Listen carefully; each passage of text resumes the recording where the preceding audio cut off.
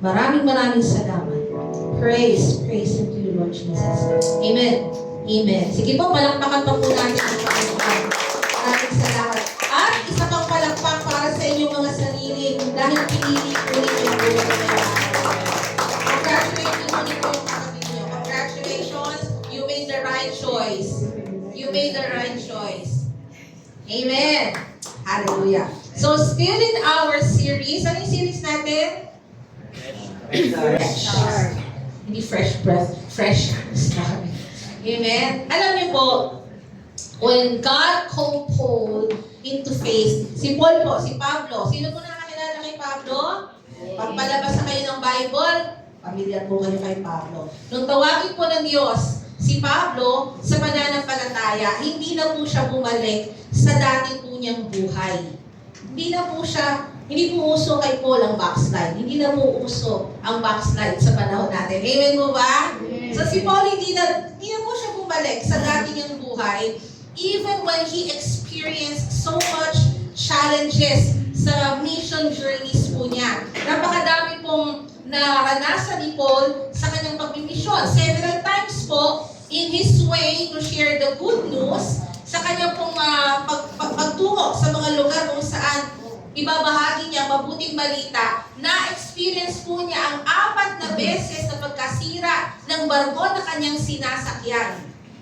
And he almost drowned. Imagine po ninyo, 4 shipwrecks at muntik na pong malunod si Pablo, pero hindi po siya tumigil sa paghayo. He was persecuted, he was beaten, and he was imprisoned. No? Sa kabila po ng pag-uusig, pambubugbog at pagkakakulong po, pinanatili po ni Pablo ang kanyang pananampalataya at nagpatuloy po siya sa pangangaral at pamumuno. No? He continued to share the good news. He continued to lead para po sa susunod na henerasyon ng mga mananampalataya. Tayo po yun. Kaya po kayo nakakakilala ngayon kasi ginamit po si Paul na ipakalat ang mabuting balita. In 2 Corinthians 12:7, may sinasabi po si Paul na thorn in his flesh that caused him difficulties. Itong tinig sa laman ay tinawag ni Paul na mensahero ni Satanas. Sabi ni Paul na ang dulot sa kanya ay pagdurusa. Marami pong paliwanag kung ano ito, pero hindi po nasasagot magpahanggang ngayon. So hindi po natin alam dahil hindi naman sinabi kung itong tinig sa laman ni Paul ay physical ba, spiritual, emotional, mental. So itong bagay na to hindi pa po talaga nasasagot. And yet, Paul lived his calling. Sa kabila po ng mga naranasan ni Paul, nagpatuloy po siyang ipamuhay ang kanyang pagkakatawag. Ipinamuhay po niya yung calling niya. Naglakbay po siya para magmisyon, nag-church plant po siya, no? Marami po siyang itinanim ng mga iglesia. At ginampanan po niya yung napakahalagang papel sa pag-mold po, sa paghubog ng pinalawak din po niya, hindi lamang niya hinuhog, pinalawak po niya yung doktrinang Kristiyano, yung pinaniniwalaan, pinananampalatayaan natin ngayon, particularly about our faith, the grace of God, and yung biyaya, pananampalataya, at kaligtasan, salvation. At sa kabila po, na itong mga bagay na ito, ay ang pinagmulan ay Hudyo, ang ugat po nito ay Jews, hindi po Jews, Hudyo po, no? Dinala po ni Paul sa ating daigdig, tayo po mga Hintil, tayo po mga Gentiles, tayo mga Hudyo eh. Pero sa pamamagitan po nito, ng pagmimisyon ni Paul, yung ginawa po niya, nakarating po sa atin, mga Hintil, ang mabuting balita. At mababasa din po natin, no, na si Paul ay nakasagawa ng mga himala. Diba? Kabilang po dyan yung pagpapagaling. Sabi nga po ng Acts 19, kahit po yung panyo at damit ni Paul, dinadala sa mga may sakit at saka sa mga naaalihan ng demonyo na nagpapahirap sa kanila at sila'y gumagaling. In Acts 20, makikita natin na sa isang pagkakataon, bumuhay pa ng patay si Paul. Yung tutulog-tulog po, kabataan, hindi po si Tyrone, si Eutychus po yun. No? So, inspired by the Holy Spirit, Paul even wrote inspired by the Holy Spirit. He wrote 13 books in the New Testament. Siya po nagsulat. Mapapasana all ka na lang kapag naisip mo yung mga accomplishments ni Paul, no? Mapapasana all ka kasi we may think that Paul was one perfect servant. Iniisip siguro natin, perfectong lingkod itong si Paul, no? But this is our passage. Basahin po natin yung Philippians 3:12 to 14. I don't mean to say that I have already achieved these things or that I have already reached perfection. But I press on to possess that perfection for which Christ Jesus first possessed me. No, dear brothers and sisters, I have not achieved it, but I focus on this one thing, forgetting the past and looking forward to what lies ahead. I press on to reach the end of the race and receive the heavenly prize for which God, through Christ Jesus, is calling us. Maganda ba basahin natin sa Tagalog? Ito po ang sabi ng Tagalog. Hindi sa nakamtan ko na ang mga bagay na ito. Paul was referring to being perfect, ha? Hindi rin sa ako'y ganap na. Ngunit sinisikap kong makamtan ang gantimpala sapagkat ito ang dahilan kung bakit ako'y tinawag ni Kristo Jesus.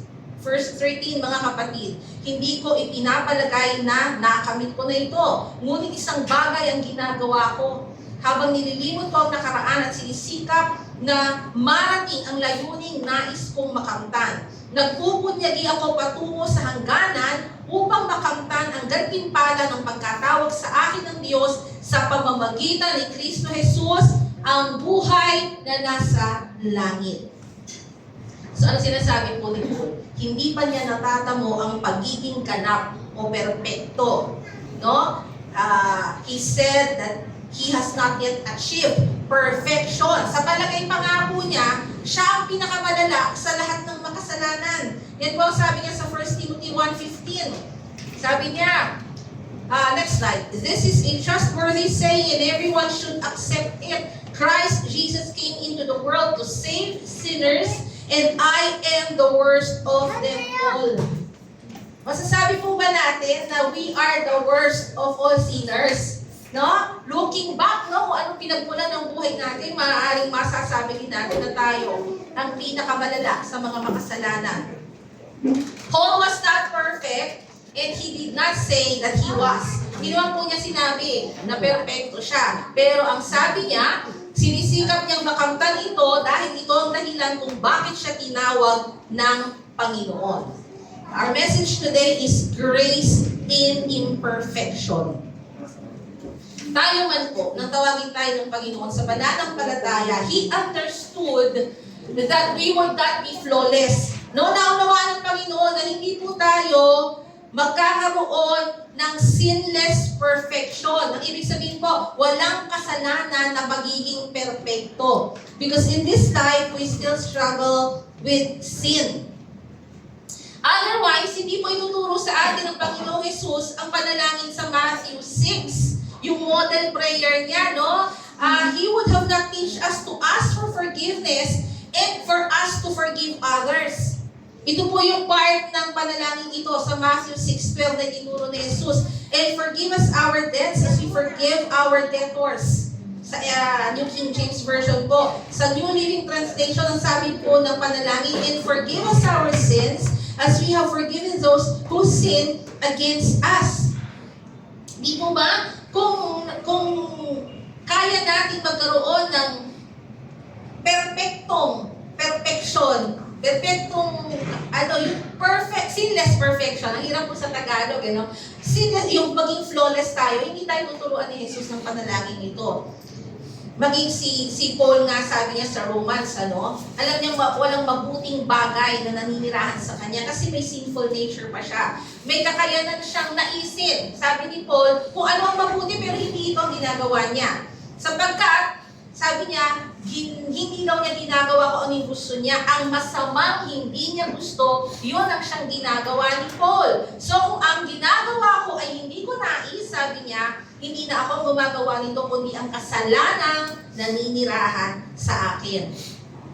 Na-experience po ba natin yung karanasan ni Paul na nais natin gawin ng mabuti pero hindi natin nagagawa? Kung ano yung hindi natin nais gawin, yun pa ang siyang ating ginagawa. Pero ang sabi ni Paul, hindi siyang gumagawa, kundi yung kasalanang nananahan sa kanya, our sinful nature. Sabi nga ng Romans 3, lagi natin ginagamit ito kapag tayo ay nag-share ng gospel. Sabi, it is written, nasusulat na, that there is no one righteous, walang matuwid, kahit isa. Walang nakakaunawa, walang naghahanap sa Diyos. They have all turned aside and they have together become unprofitable. There is none who does good, no, not one. Kalahin niyo yung sinabi ng Romans 3. Walang ni isang mabuti, kahit isa wala. And in 1 John 1:8, ang sabi po, if we say that we have no sin, we deceive ourselves and the truth is not in us.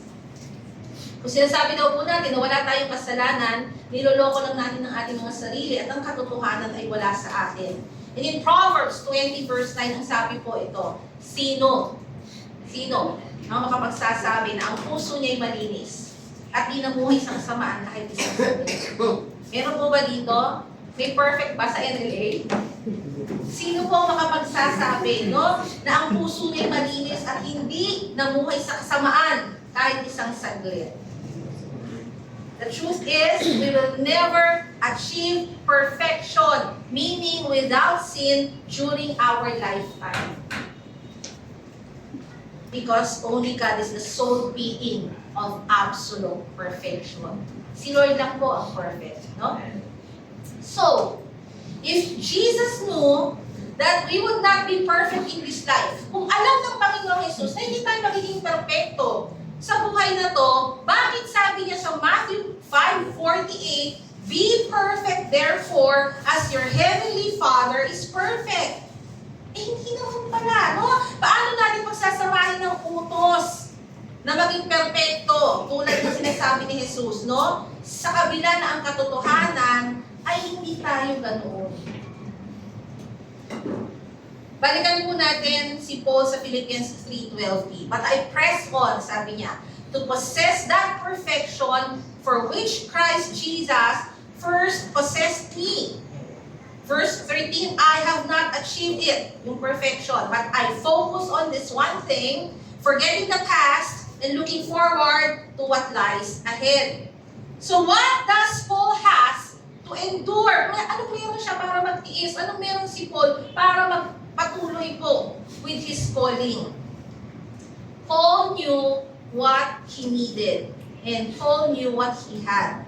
Alam po ni Paul kung anong kailangan niya. Alam din po niya noong mga panahon na yun kung ano yung meron na siya. And that is God's saving and sustaining grace. Ito po ang biyaya at kapangyarihan ng Panginoon na nagliligtas, nagpapanatili, nagpapalakas at nagpapawalang sala, which we all need as we walk in faith. Ito ang kailangan natin habang nilalakaran natin ang pananampalataya. Yes, we will never be perfect as our Father in heaven is perfect. But wait, there is good news. May mabuting balita po, and this is exactly the message of the gospel. Ito po yung mensahe ng mabuting balita. Ginawa ng Diyos ang walang kasalanan, si Jesus po yun, upang maging kasalanan para sa atin, upang sa Kanya, tayo ay maging katwiran ng Diyos. Next slide. Yan po yung sinasabi ng 2 Corinthians 5:21. God made Him who had no sin to be sin for us, so that in Him we might become the righteousness of God. So we have been declared righteous. Tayo po ay tinuring na, dineklara ng matuwid sa Diyos sa pamamagitan po ng ating pananampalataya sa Panginoong Jesus. At totoo po ito sa lahat ng nananampalataya, kahit sino po tayo. Sapagkat ang lahat po ay nagkasala. Amen po ba? Yan ang sabi ng Bible. Tayong lahat ay kulang sa kaluwalhatian ng Diyos. However, ang Panginoon ay nagpahayag na tayo ay matuwid. Ginawa niya ito sa pamamagitan po ng ating tagapagligtas na si Jesus, nang palayain niya po tayo mula sa parusa ng ating mga kasalanan. So sa pagsunod po, sa utos na maging perpekto, gaya ng ating amang nasa langit, Hindi po tayo maaaring umasa sa ating sariling katwiran o bait na napakalayo po sa ating kakayanan. Sa halip po, makakamit po natin ang pagiging perpekto dahil ipinahayag po na ng Panginoong Hesus na tayo ay matuwid. So sa halip po, na sa pagsarili lamang natin kakayanan o lakas na matamo natin ang pagiging perpekto, hindi po yon ang nangyari at hindi po mangyayari yon. Ipinahayag po ng Panginoong Hesus na tayo po ngayon ay matuwid na dahil sa ating pananampalataya sa Kanya. So sa pamamagitan lamang po ng Panginoong Hesus, natutugunan ang pamantayan ng Diyos sa pagiging perpekto. Sa Panginoong Hesus lamang po natin nakukuha yung standard ng Panginoon na maging perpekto. Kaya naman po, dapat ang buhay natin ay nagpapakita po ng katwiran at kabanalan ng Panginoon. Dapat po pinamumuhay natin yung identity natin as His children. Kaya dapat po nagre-reflect sa atin yung kanyang katwiran, His righteousness, at yung kanyang kabanalan, His holiness. No? Kasi tayo po yung mga anak niya na itinuring ng matuwid. Kaya po ang buhay natin dapat naayon sa pamantayan ng Panginoon. At ang pamantayan po ito, standard na ito, ay nagiging isang paraan po ng pamumuhay natin. Ano ba ang paraan ng pamumuhay mo, kapatid?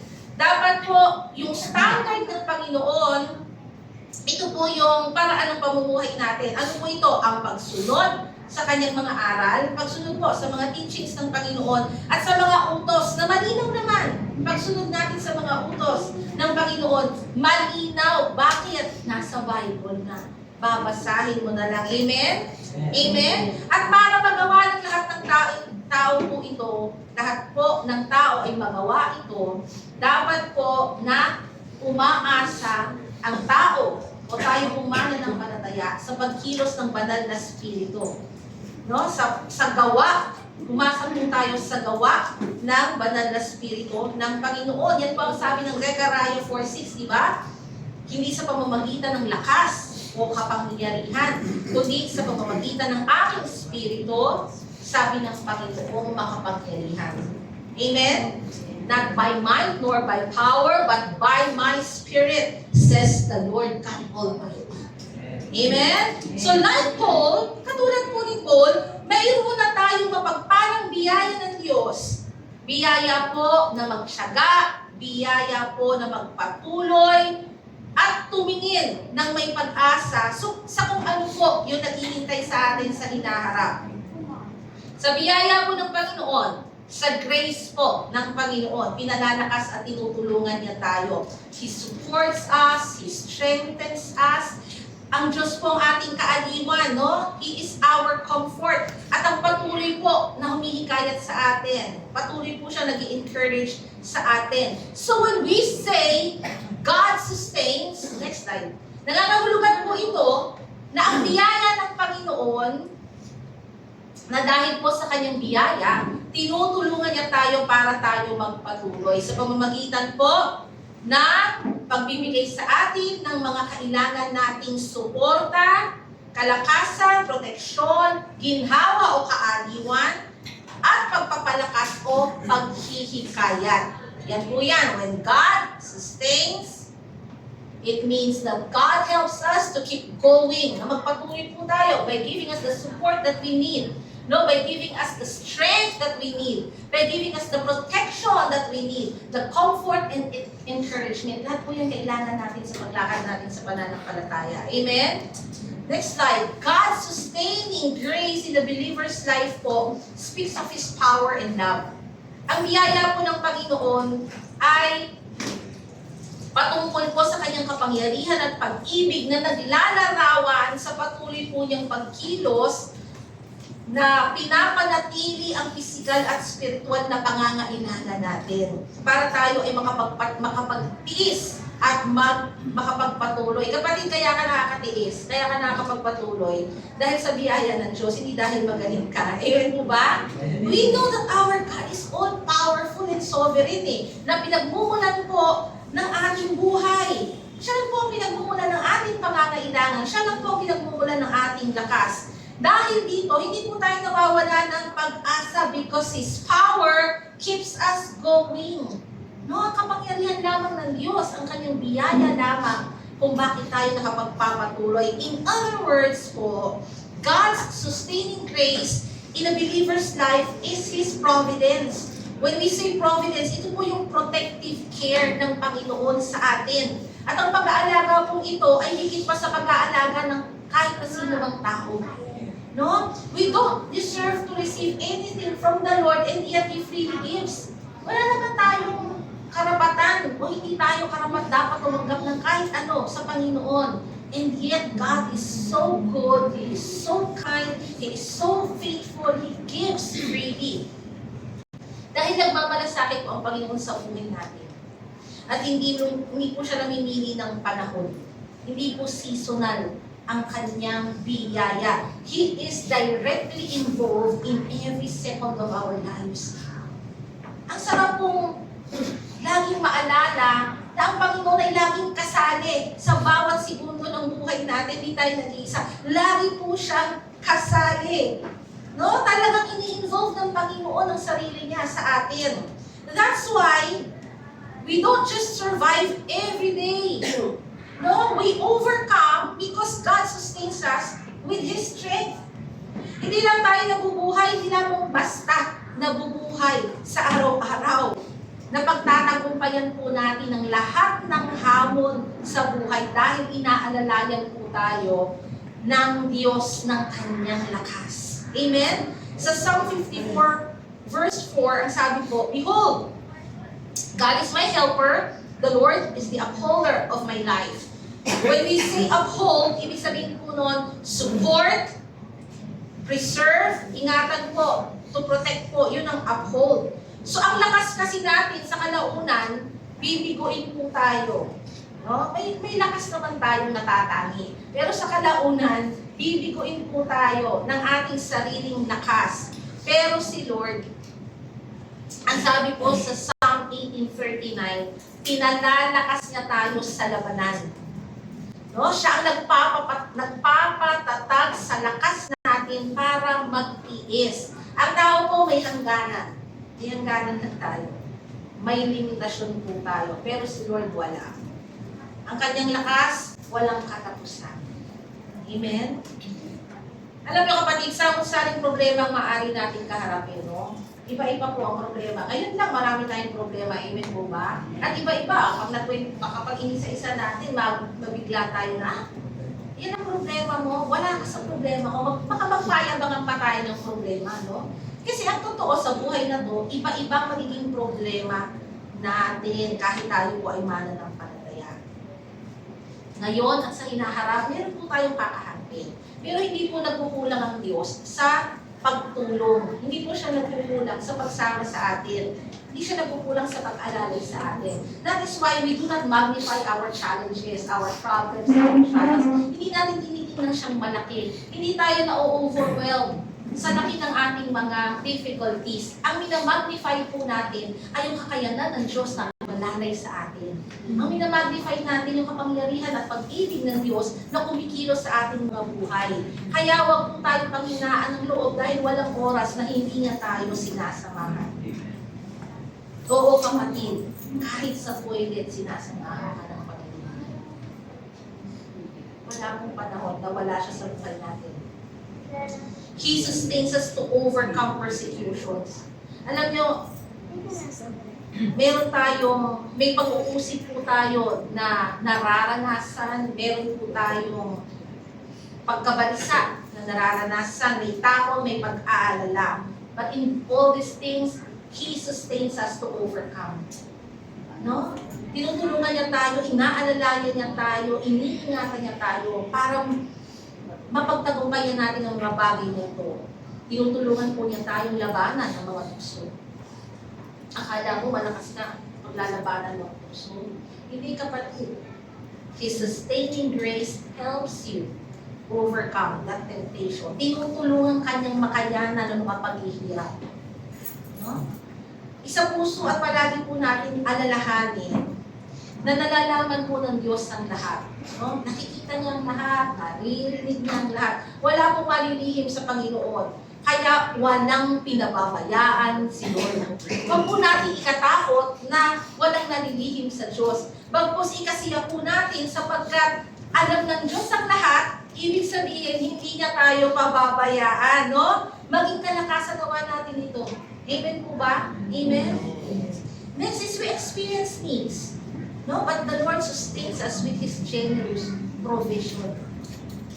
Talaga naman, nararanasan natin ang pangangailangan. Pero inaalalayan po tayo ng Panginoon ng kanyang bukas palad na pagpapala. Sabi nga po ni David sa Psalm 37:25, mula pagkabata at ngayong tumanda na, ang ganito, ang ganda po, sa tanang buhay ko'y walang nabalita na sa taong tapat ang Diyos nagpabaya o ang anak niya'y naging hampas lupa. Tayong mga magulang, ang ganda! Iba, lalo kapag magulang ka na. Ikaw hindi ka pinabayaan and binigyan ka ng assurance na kahit ang anak mo hindi mamamalimos, walang magiging homeless, magpatuloy ka lang sa pagiging matuwid. Hindi ka niya pababayaan.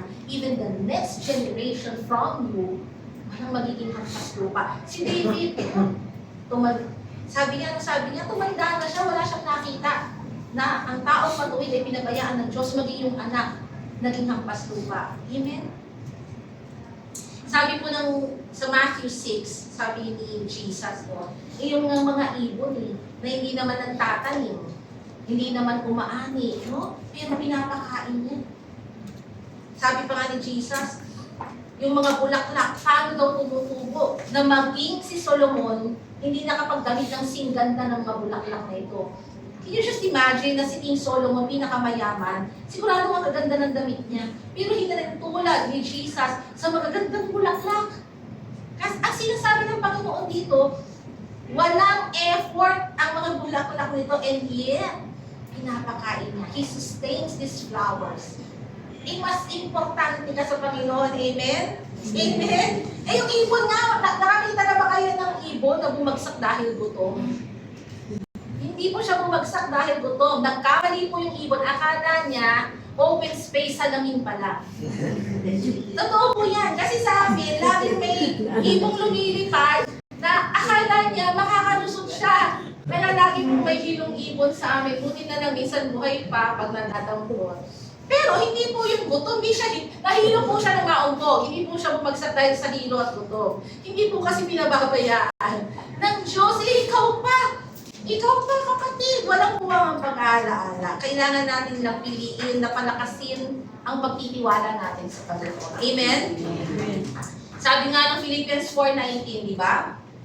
Buhat sa hindi mauubos na kayamanan ng Panginoon ng Diyos, ibibigay niya ang lahat ng inyong kailangan sa pamamagitan ni Kristo Jesus.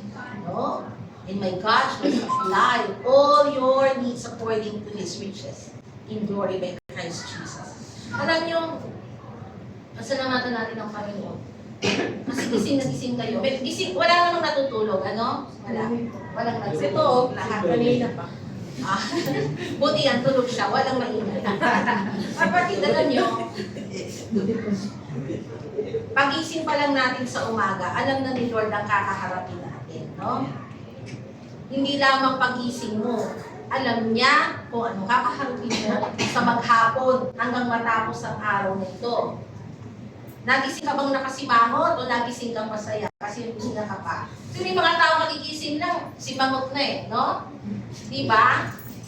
Pero ikaw, pingigising ka ba nakangiti ka? In fact, kasi tumulan na. In fact, tulog pa tayo, inahanda na ng Panginoon. Yung mga kakailanganin natin, pag-ising natin. Diba?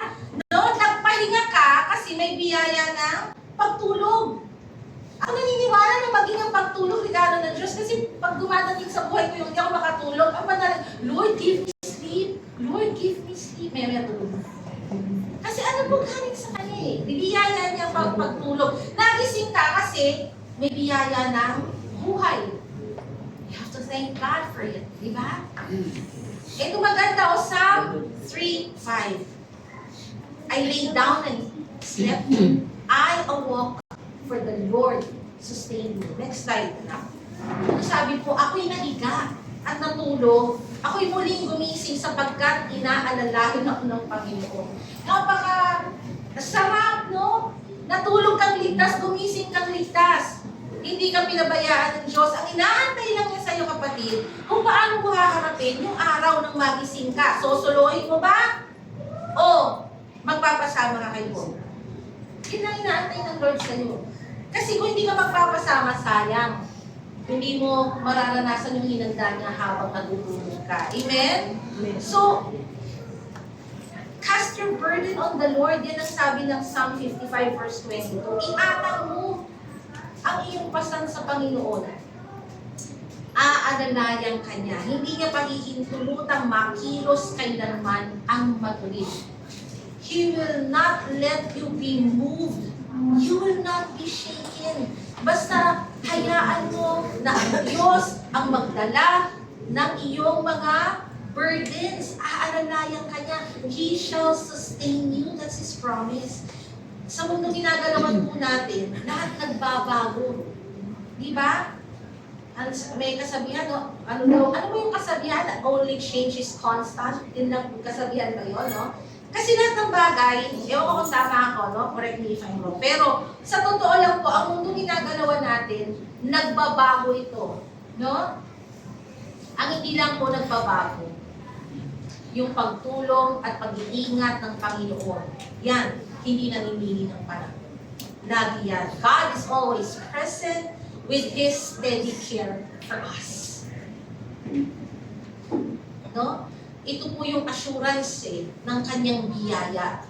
Ang Panginoon ay lagi nating kasama at patuloy sa pangangalaga sa atin. Ano bang pangako ng Panginoong Jesus? Never will He leave us. Never will He forsake us. He is with us always. Panghawakan na lang natin yung mga pangako na yan. Pero you know what? Hindi mo nalilimitahan sa mga material na bagay ang provision ni Lord.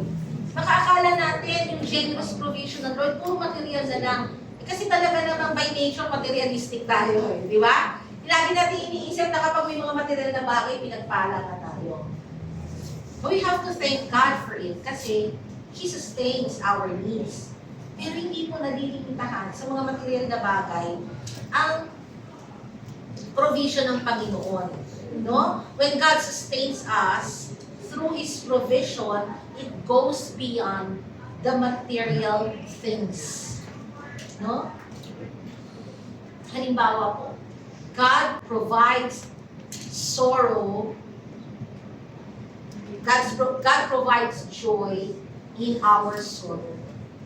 No? Meron pong biyaya ng kagalakan sa kanyang buhay. Malungkot ka ba ngayon, kapatid? May biyaya po yan ng kagalakan. Ang sabi ng kanta natin, though may sorrow may last for a night, but joy comes in the morning. Baka siguro nga hanggang mamayang gabi, makakatulugan mo na namimighati ang puso mo, pero huwag kang mawala ng pag-asa. Gumagawa ang Diyos. Baka bukas pag-isip mo, kagalakan. Pasasalamatan mo siya, okay Lord, kaya mo pala hinayaang maranasan ko to. This is your purpose. God provides deliverance from distraction. No? May biyaya po ng kaligtasan mula sa pagkawasak. God provides wisdom when we are in doubt and confusion. No? May biyaya po ng karunungan kapag tayo po ay may kalituhan, kapag tayo po ay may pagdududa, may pag-aalala, mayroong karunungan. God provides direction for the lost. May biyaya po ng direksyon sa mga naliligaw. Kaya tayo nandito ngayon kasi nais ng Diyos na tumuwid yung ating direksyon, na tumama yung direksyon natin. Amen po ba? Because He provides direction for the lost. God provides peace in the storm of life. Maaaring may bagyo yung buhay mo ngayon, pero may biyaya po ng kapayapaan ang Diyos. Amen? And too many to mention. Hindi ko po kayang banggitin ng lahat. napakadami, napakalawak, napakalalim. Ang importante po na nalaman natin that whatever we need, with God's unlimited grace, He is the answer. Ang kanta natin, Christ is enough for me. Because He is the answer. Ano man ang kailangan po natin? At kakailanganin pa, dahil sa walang limitasyon na biyaya ng Panginoon, tanging siya lang ang sagot. Amen? He is all we need. And He is all that we should want. Kasi ang Diyos na ang kailangan natin, kaya dapat lang na siya lang ang gusto natin. Gusto ko, Lord, ikaw lang. Kasi sabi ni Lord, gusto niya happy ka. Kaya dapat, Lord, ikaw na. Gusto ko ikaw lang, Lord. No. Ang Panginoon lang po ang kailangan natin. Siya lang po yung naisip natin sa buhay dito. Let's read the last verse of our passage in verse 14. Ay, hindi na lumakad yung aking slides, anak. I press on to reach the end of the race and receive the heavenly prize for which God, through Christ Jesus, is calling us. Napupunyagi ako patungo sa hangganan upang makamtan ng gantimpala ng pagkatawag sa akin ng Diyos sa pamamagitan ni Kristo Jesus, ang buhay na nasa langit. Kanina sa kanta natin, may na-mention din na heaven is our home, no? Nagawa po ni Paul ang lahat niyang ginawa dahil po pinahintulutan niyang kumilos ang Diyos sa kanyang buhay. Ikaw ba kapatid, pinahintulutan mo bang kumilos ang Diyos sa iyong buhay? No? Paul was able to do what he did for the Lord because he allowed God to move. Kinilala po ni Paul ang katwiran ng Diyos sa pamamagitan ng pananampalataya. Nabuhay po si Paul sa kung ano ang magagawa ng Diyos para sa kanya. Hindi po para sa kung ano ang kaya niyang gawin para sa Diyos. Pag gumawa ka ng mga bagay para sa Diyos, thank you dahil naglilingkod ka. But with your own effort, mapapagod ka. Kapos. Kapos, kapatid. Kaya dapat ang payagan mong gumawa at kumilos sa buhay mo, Panginoon. Huwag mong pangunahan. Nagawa po ni Paul na magpatuloy at magtiis dahil sa biyaya ng Diyos na nagbigay sa kanya ng pag-asa para sa walang hanggan. Looking forward kasi si Paul to what lies ahead. Hindi po temporary yung tinitingnan niya. Eternal, no? Because life would be meaningless if we only pursue the temporary. Kung ang hinahanap mo lang ay mga bagay dito sa mundo, walang saysay ang buhay mo. We must press on towards God's calling and purpose for our lives until we receive what is eternal. No? Tayo po ay tumingin sa pangwalang hanggan. Magpatuloy po tayo sa pagtawag at layunin ng Diyos sa buhay natin hanggang matanggap po natin ito. Yung pangwalang hanggan. We must remain steadfast po. Let us persevere in our faith and be fully dependent on His grace in our daily walk. No? Ito po yung dapat paglakad natin kasama ang Panginoon na nananatili po tayong matatag at matyaga sa ating pananampalataya at umasa po tayo sa Kanyang biyaya sa ating pang-araw-araw na pamumuhay. Amen po ba? Hindi man po tayo pinaghahanapan ng Diyos. Gusto ko po ito maliwanag. Hindi man po tayo pinaghahanapan ng Diyos ng walang kasalanang perfection o yung pagiging flawless or sinless perfection dito at ngayon. Hindi rin po niya tayo binibigyan ng kalayaan na magpatuloy sa kasalanan. Kasi baka hindi naman pala tayo perfect. Kaya gusto ko, ito po yung maalala natin. Hindi yung pag kinuwento natin, Christians are not perfect, only forgiven. Sabi ng kasabihan. May poster ako niyan So pag yun ang sinaisip ko, hindi mo ako perfect, tao lang ako. Yes, you are not. Here in this place. Here in this lifetime. Pero hindi po tayo binibigyan ng kalayaan ng Diyos na magpatuloy na magkasala. Hindi po yun ang ibig sabihin ng Diyos. In fact, sabi po ng 1 John 3:9, ang bawat taong Maling spelling ko. Ang bawat taong anak ng Diyos ay hindi nagpapatuloy sa paggawa ng kasalanan sapagkat nananatili sa kanyang binhi ng Diyos. Hindi niya kayang magpatuloy sa pagkakasala sapagkat anak siya ng Diyos. Dapat pala hindi na natin kayang magkasala kasi anak tayo ng Diyos. Di ba sabi, hindi na niya kaya. Sinabi bang hindi na dapat? Hindi na talaga dapat. Pero para sabihin, hindi na niya kaya, ibig sabihin, God sustains us with His strength para hindi na tayo magkasala. Amen po ba? Maging ito, grace pa rin ng Panginoon in our perfection. Let me close po with these two important takeaways, no? Una po, we must seek God's standard of righteousness through the Lord Jesus alone. Ang nais po ng Panginoon sa pagbibigay po niya sa atin ng pagkakataon sa isang bagong simula. Maybe you are here today kasi kailangan mo magsimula ulit, no? Binibigyan niya tayo ng bagong simula, pero ang nais niya, hanapin natin ang pamantayan ng pagiging matuwid kay Kristo lang. Sa Kanya lang. Hanapin natin yung standard of perfection kay Jesus lang, not on our own. Huwag ka mag-effort mag-isa na abutin ang pamantayan ng Panginoon sa pagiging matuwid. Kapatid, kahit ilang resolutions ang gawin mo kapag New Year, o sige, birthday mo, gumawa ka na rin ng resolution. O may nagre-resolution din kapag mahal na araw. Diba? Sabi pag nabuhay ang Panginoon, ito na yung Holy Week resolution ko, di ba? O sige, mag-resolution ka na sa anniversary ng pagiging born again mo. Pero kahit ilang resolutions ang gawin mo, hindi mo kakayaning magsimula muli kung mag-isa ka. Hindi mo kakayaning magsimula kapag sa sarili mong lakas. You need God's grace to have a new beginning.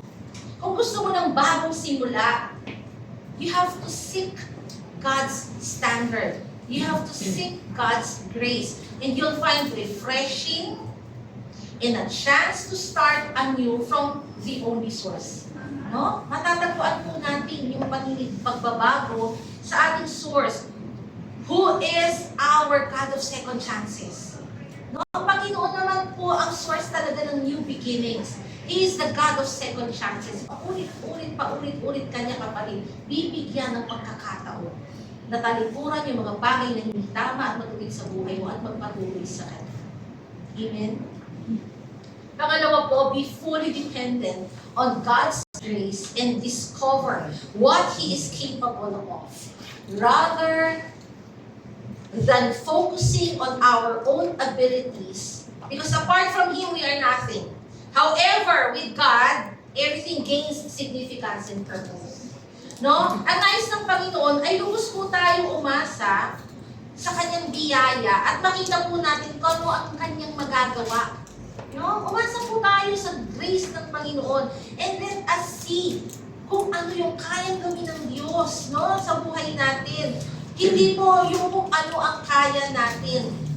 Mas lalo po tayong lumapit sa Diyos at mas lalo po tayong umasa sa Kanya. Kasi pag wala po ang Diyos sa buhay natin, wala tayong kakwentang-kwenta. Amen? May saysay at kahulugan lang ang lahat, maging ikaw, kung kasama mo ang Diyos. Amen? Amen? Can we just all stand up